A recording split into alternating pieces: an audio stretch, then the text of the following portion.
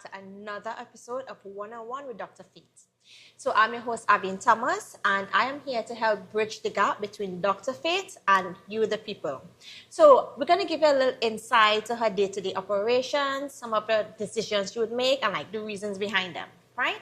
So, hi, Dr. Faith. How are you today? I am wonderful today. I am so excited that we are doing this. I know every week I say that, but I am genuinely happy to speak to the people of Tobago, to speak to Trinidad and Tobago, to speak to the world, so that they have a better idea of, why we do what we do. Mm-hmm. Yeah. By the way, thanks for doing this with me. Of course, it's my pleasure, right? So, as the Deputy Chief Secretary, right, handling everything from administrative decisions to governance, if you could have travel back to the past and give yourself some kind of advice or warning or whatever, what would it be? If I could travel back, what would that be? I think I would tell myself to be a little bit more involved in the process. What do I mean by that? So having come in and learning about the accounting part, learning about procurement, learning about project management and all of those things, I kind of thought to myself, I should step back and allow each of those groups of people to do what they are supposed to do. But I've learned coming into it, and I've learned after having many, I wouldn't use the word failed, but projects that did not work as efficiently, I'll use that word, as efficiently as they should. I've learned that we needed to have all of the players in the room at the conceptualizing of the project, so that when we get to execution, everyone is already aware of who they are, what they're doing, why what their role is important to the larger project. And I think I needed to learn that kind of integration. And I needed to learn that kind of putting myself in everyone's shoes and then bringing everybody together to get that done. Yeah. So I think if I were to speak to my 3-4 year ago self, I would say, Faith, get your feet wet and bring everyone together into the room so that they all know why their part is critical to the larger whole. Right. And that makes sense. I understand that makes so much sense. Everybody could at least be on the same page and see how important their role is to do everything together. So that's good. So with the 2025 election, right, with the new government, have you seen a shift in more support to the THA? So I could say definitely. One of the things that we are seeing that is definitely a shift is the interaction. And I would say more than just the interaction. I would say the mutual respect. Because what we are experiencing is a government of Trinidad and Tobago who understands their role as the government of Trinidad and Tobago. But more important than their role as the government, they understand what the Tobago House of Assembly is. Right. Now, the Tobago House of Assembly is this creature that was created by law that allows those of us on the island to manage our own affairs. So if there's a national policy, for example, the Tobago House of Assembly still has to come back to Tobago, say, yes, this is a national policy, but this is how we are agreeing to implement it in Tobago. Because there may be areas where the implementation is a little different because of the locality, because of, the peculiarities of Tobagonians. And I think finally we have a government of Trinidad and Tobago who understands and respects that the Chief Secretary is the Chief Secretary of Tobago. And if you're doing anything in Tobago, you need to involve the Chief Secretary. If you're doing anything relating to any area, or you are developing a policy, for example, that is part of the national policy, that you need to say to Tobago, how does this work with Tobago? How will this work in Tobago? Let's have that conversation to ensure that what we develop for the national, for the nation, actually works for us in Trinidad, but it also works for you in Tobago, so that when it comes to implementation, you can seamlessly do that kind of implementation. And that kind of interaction is what I am seeing now. And that is where I think the difference is in terms of how we relate to each other and the mutual respect. So I'm listening to you, right? And I get in this feeling like you all feel like you were being stifled before. Is that so? Stifled? Listen, I feel some days that we were being strangled. Yeah, when I say strangled, I mean, you know, when you look at U.S. history and U.S. Black American history, and you're talking about George Floyd and get off my neck kind of thing, that is how we were feeling for quite some time. Because when you look at some of the simple things that seemed like they were easy, some of the things that seemed like we would not have to fight for them, we had to.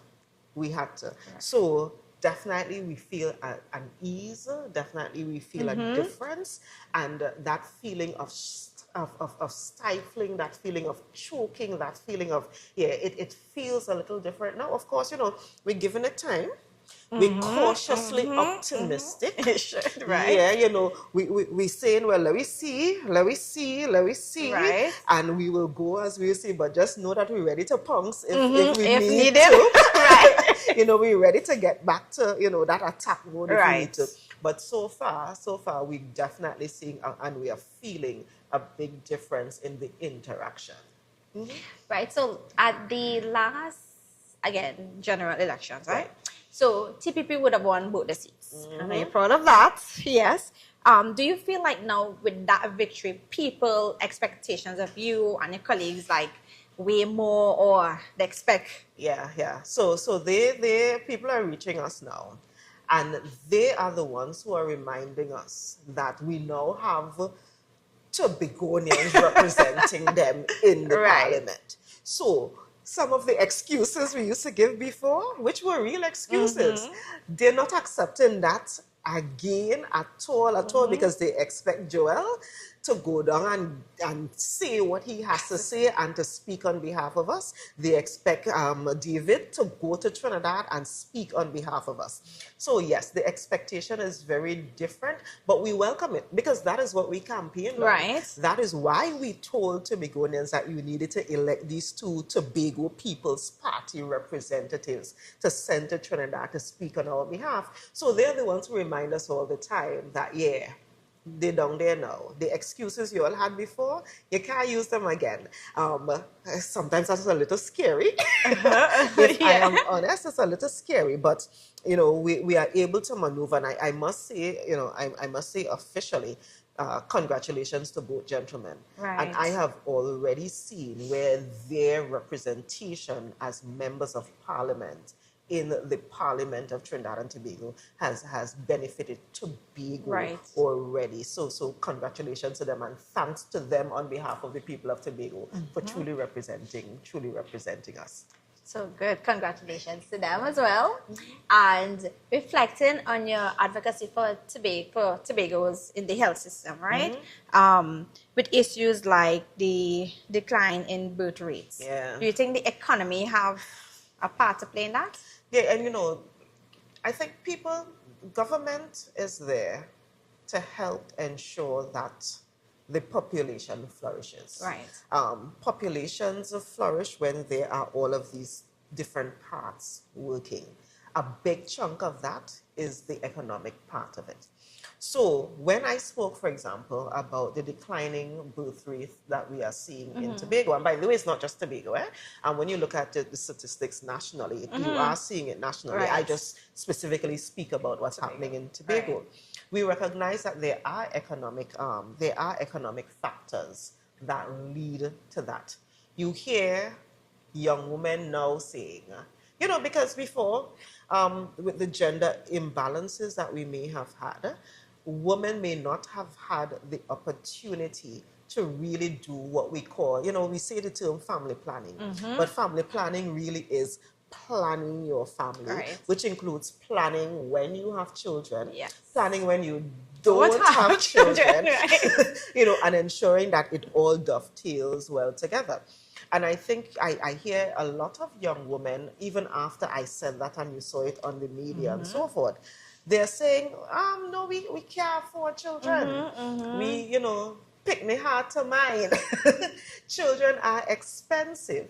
And now when you have to take them to school, get them all the way to university and all of that, those are the factors that people take into consideration, and families take that into consideration when determining whether they have children or not. Now, the other thing with that, it is actually one of the reasons we did the baby box. Right. You know, a couple months ago, the Tobago Regional Health Authority, as one of our sort of last financial year, was the 44th year of the Tobago House of Assembly, right? And we did a 44 in 44, which were, we had 44 priority projects that we wanted to launch, and we didn't finalize all of them, but we wanted to launch 44 projects. And one of those projects was the Baby Box Initiative. Right. Now, that Baby Box Initiative was really us saying, we are used to giving mummies and daddies and babies when the baby is born on like Christmas Day or Mother's Day or New Year's Day, give them a nice little box with like goodies. And we realized that, again, going back to the economic issue that families are having, we realized that we needed to do that not just on those special days. And when we did the calculation, it was not costing us a whole lot of money to do it. Help, So that baby box was one of the 44 in 44 that we were able to launch. And I have met so many mommies, so many daddies, so many families who said, you all gave us a breath. We were able to breathe, because I was wondering where I'm getting the diapers from. Or I'm wondering where I'm getting the onesies from. Or I'm wondering where I'm getting the breast pump from, because they want to breastfeed, you know, that kind of thing. And we were able to use that to provide that initial economic, financial support to them so that they know they don't have to worry about that. That, I think, is us responding to the economic needs of families and providing the kind of support that is necessary to allow a mommy or a daddy to say, you know what, it's okay. I can have the baby, because at least we know we are getting this level of support on that one end of it. But let me also jump in and say, I am also really, really proud to, at this division, have launched our Health Hygiene Lounge. Right. That is something I was going to ask you about. Yes. So the Health Hygiene Lounge is really a space that is a public space in the Division of Health, Wellness and Social Protection, where you can come in and breastfeed. So the mommies who are working at the division, who may have to bring the baby, or they may need to express milk, they can go down to the Health Hygiene Lounge and they can do that, and it's a nice, safe, comfortable space to do that.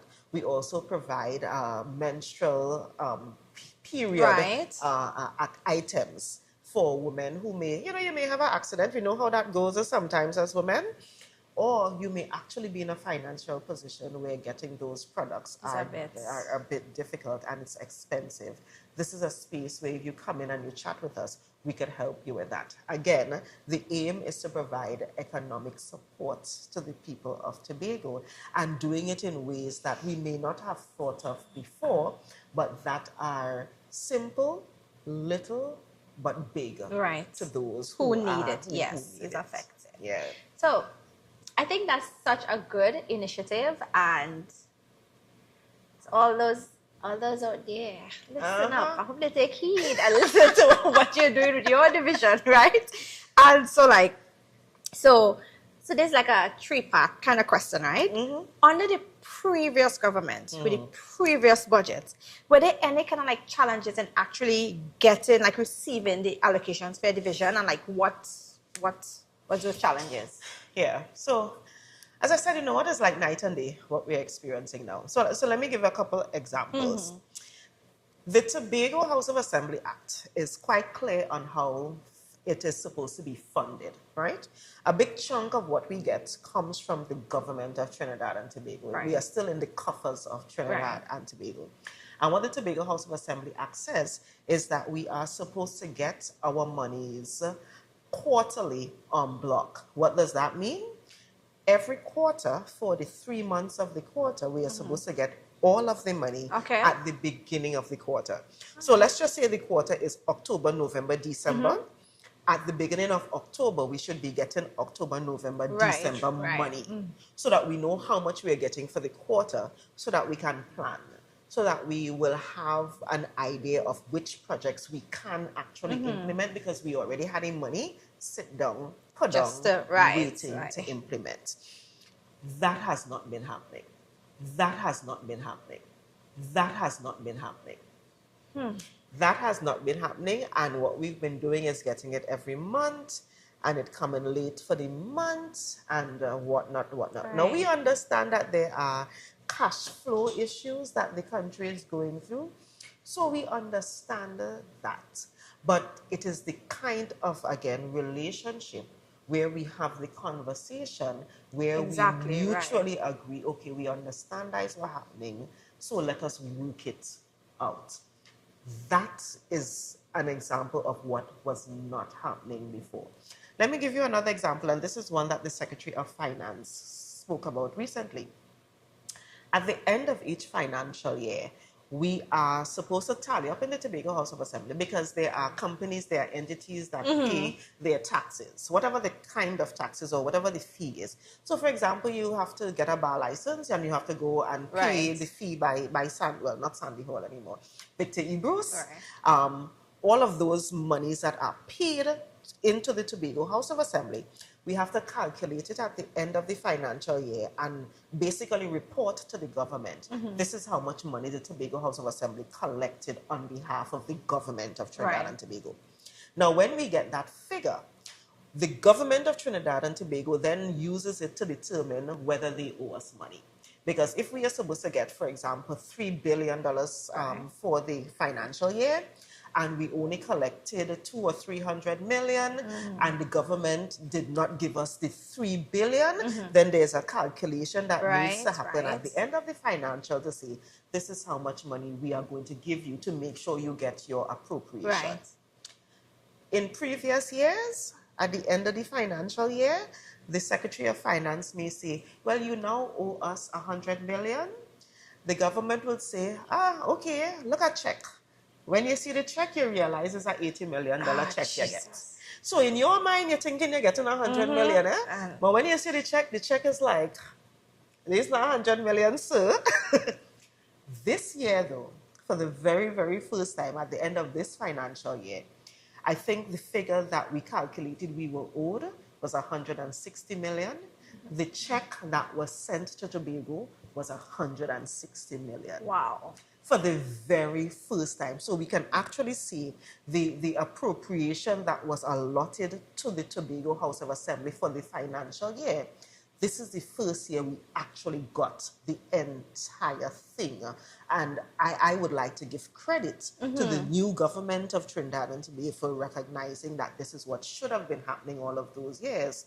But it didn't happen, and this time it is. So that's just another example of us, trying to figure out how we are using the monies that we get, how much money we actually get, and being able to use it without it being, in a difficult position.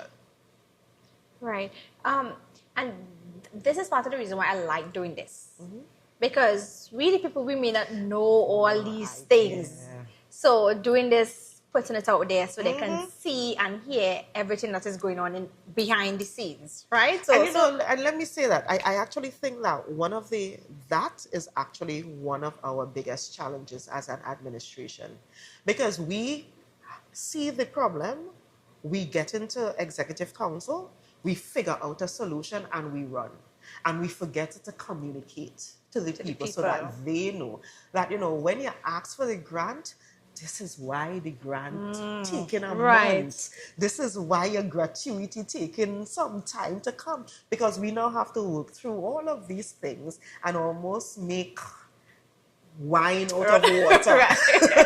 to get you Right. what you need. So yeah, that is why I'm happy to have this kind of interaction too. continually. So to continue, with the recent allocation, right, the budget allocation of 6.3%, would you say you are satisfied? Oh gosh, this sounds like a very pathetic. Listen, the amount of people I cuss in my previous years of politics because they use the word satisfied.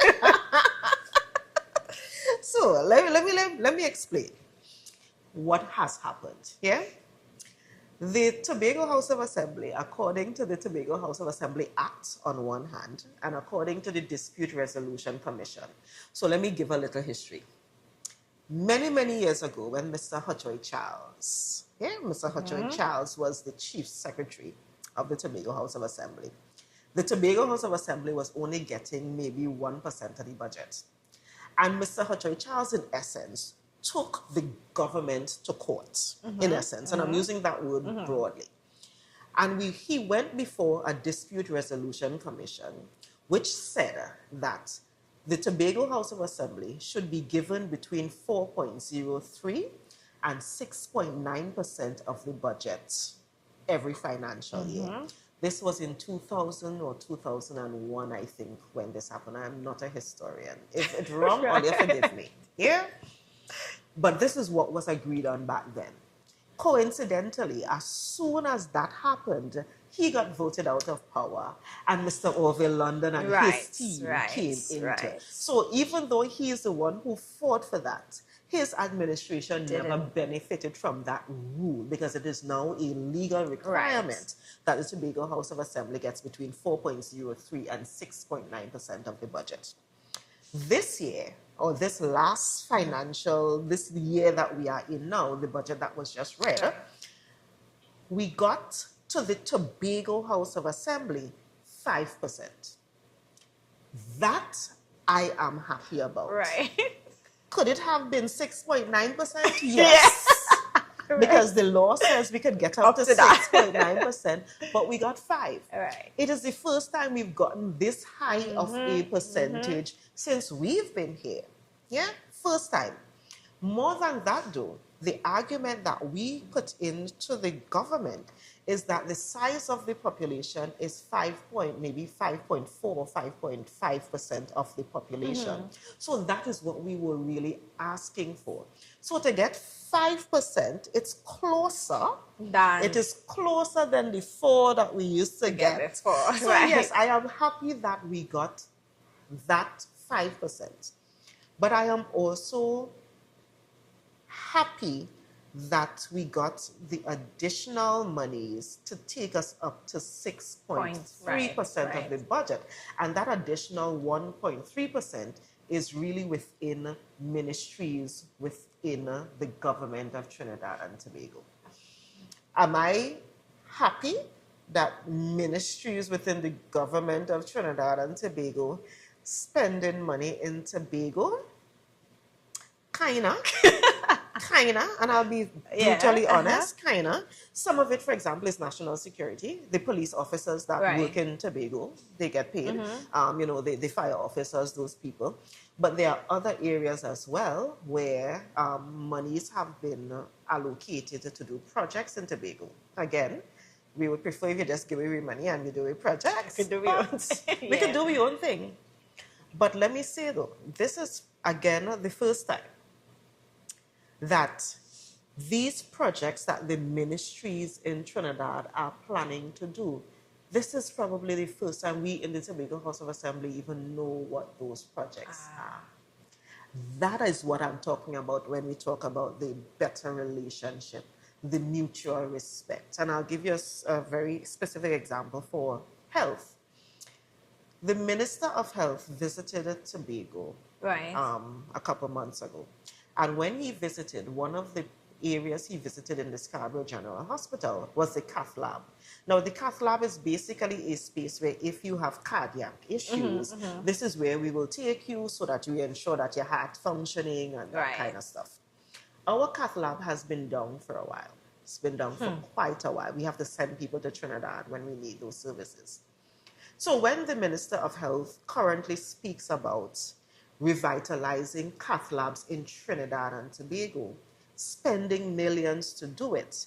I know for a fact that the one in Tobago is one in the list. Right. I know that for a fact because we were there. We've been discussing the details. We are working through how the project will be implemented.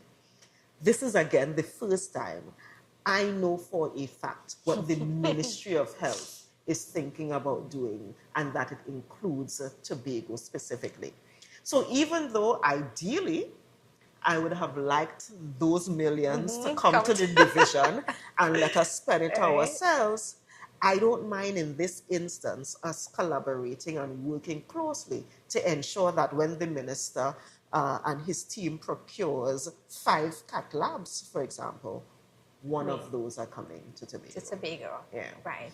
I understand that. I mean, and having the knowledge, being involved is always better. So, always hearing about this vote. I want to really explain to me what so just not to me, but to me and the people, what is a vote? Listen, there are several words that I had to learn in this accounting thing coming into the Tobago House of Assembly. Now, granted, because I worked in the then Division of Health and Social Services back then, it was not unfamiliar, but there was a lot that I had to learn. So let's go back a little bit. When the Tobago House of Assembly gets monies, it comes into, in essence, what is called a fund account, right? So the government of Trinidad and Tobago gives a check of, I don't know, $200 million for the Tobago House of Assembly. It comes into an account in our bank is FCD. Right. We use FCD. The Secretary of Finance then says, of the 200 million, 10 will go to health, 10 to works, 10 to ComDev, 10 to sports, 10 to wherever, right? Now, the 10 that comes to health is not just $10 million, all you do it all you want. It is 10 million and it is divided into different subcategories. Those subcategories may include personal expenditure. It may include salaries. It may include equipment. So we need to get computers and minor equipment and so forth. It may include paying the rent for the building. It may include spending money to purchase an ambulance. Right. The subcategory that each of those are is what we call a vote. Okay. And now, I was wondering where I was going with this long story. Right. Yes. Okay. So the $10 million now is now broken down into $1 million going into this vote for vehicles. Right. $1 million going into this vote for IT. A $5 million going into this vote for salaries. $1 million going into this for whatever. And we now have to say, okay, the $1 million that is there for computers, is that enough? If it is enough, then the accounting people can now, in essence, go through the process, write the check for the $1 million to pay somebody for the computers. So it is coming out of that vote. Each vote has a specific number that identifies it. Right. Yeah? So you would hear them talking about 10 and 01 and all of those numbers mean something specific, so that at the end of the financial year, or not even the end of the financial year, at the end of the month, as a matter of fact, it should be done at the end of every day, the accounting staff should then reconcile and say, this vote had $1 million.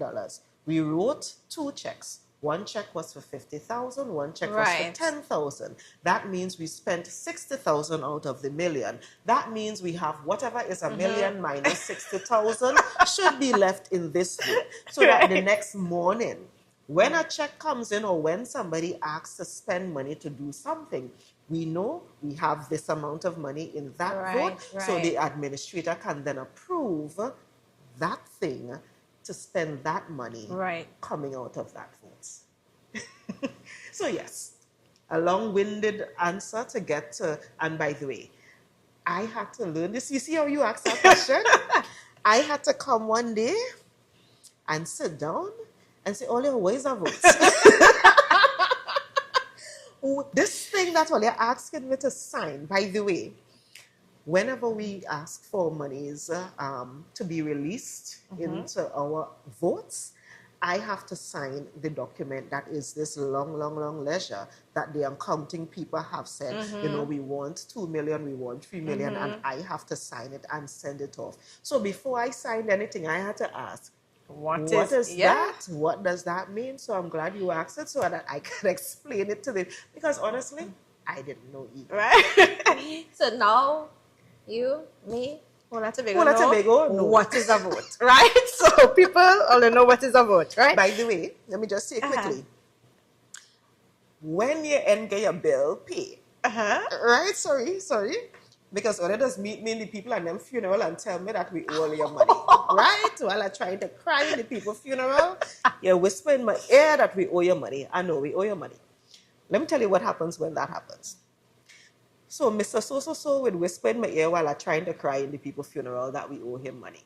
I will then message the administrator. Do we owe so money? How much? I will probably say to him, you had the bill? Send the bill so that we see the bill. Ting. The administrator will then go to the accounting staff and say, this bill from so come in since when? Why all your unpaid? The accounting staff may then say, admin, the vote and have no money. All right. Because the amount that is needed to cover that bill is not allocated to the vote. So what needs to happen is we need to then ask for more releases from finance to put in that vote. Or if there are other votes in the division that we have money in that is not being used, we can then ask for a transfer of the releases from one vote into another vote. And then I could call back Mr. Mann the next day and say, don't worry, we're working on it. You should get your check by next week, or we'll put it into your account next week, because that entire process takes a little bit of time for us to get it actually done. So yeah, they're really not, sometimes you hear the word and you think the staff just telling you that, they're just giving you that to hold. No, they're not just giving you that to hold. It's really a process that we have to work through. I get it now, right? And just to end off, right? What area in Tobago development, right, would you say is the most important? What area in Tobago development is the most important? I actually think that when we came into this, I started getting involved in politics way back when we were talking about autonomy for Tobago. Because there were all of these consultations that were happening. There were all of these different versions of the bills that were being sent, and Mr. Hochoy Charles and they started with the first version, and then we had John Prince and they going around and doing consultations. We need to have a whole session on autonomy. But I think that is the singular thing that would allow Tobago to develop in the way it needs to. Because autonomy means that we are able to make laws for ourselves. It means that we are able to get finances for ourselves. It means that we are able to go out and negotiate with other external entities for ourselves.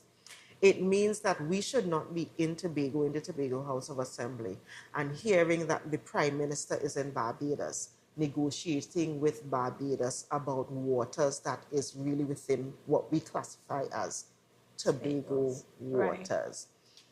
And being able to do all of those things on our own.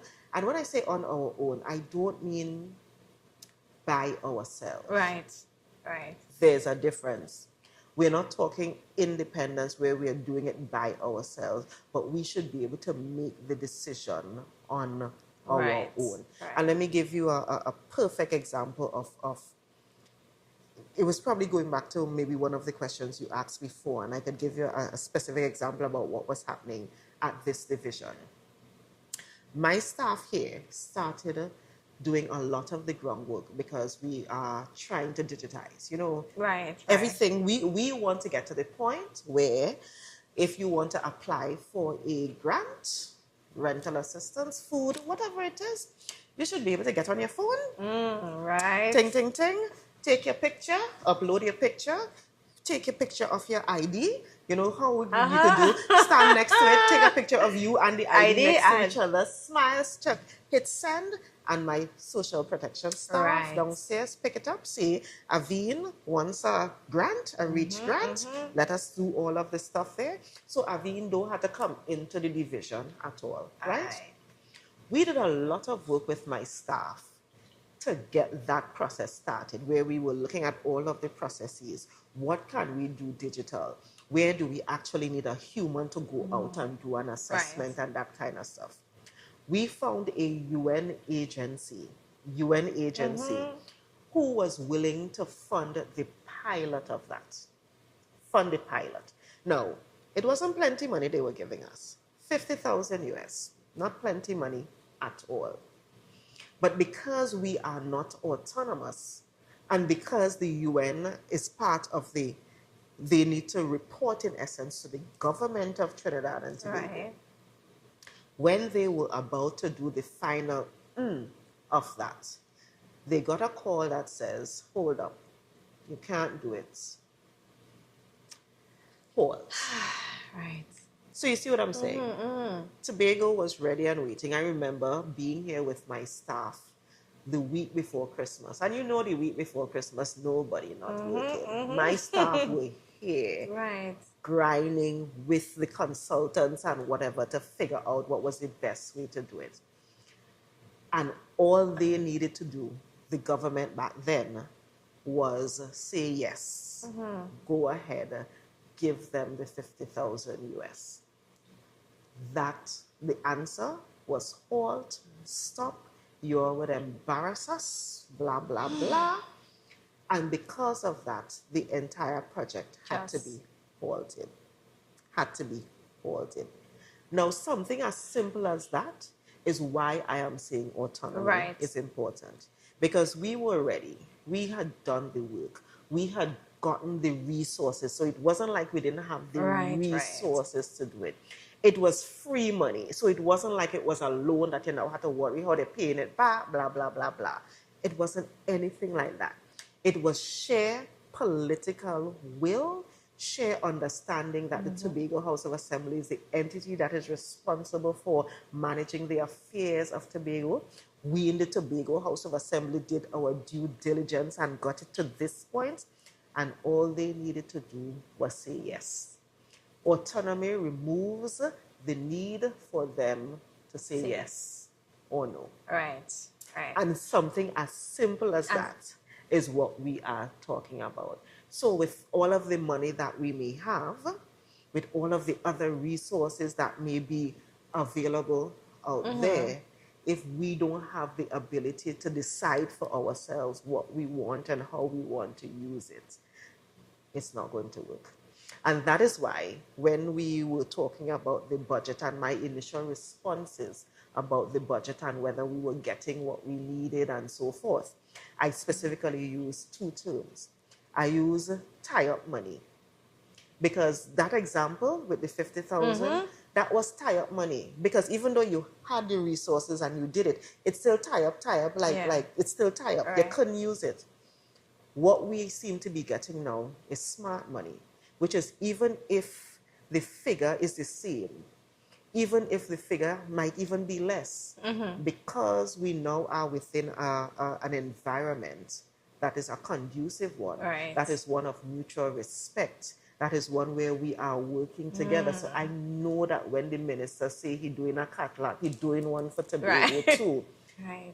That is what we call smart money, where we could actually use it to build and to develop Tobago.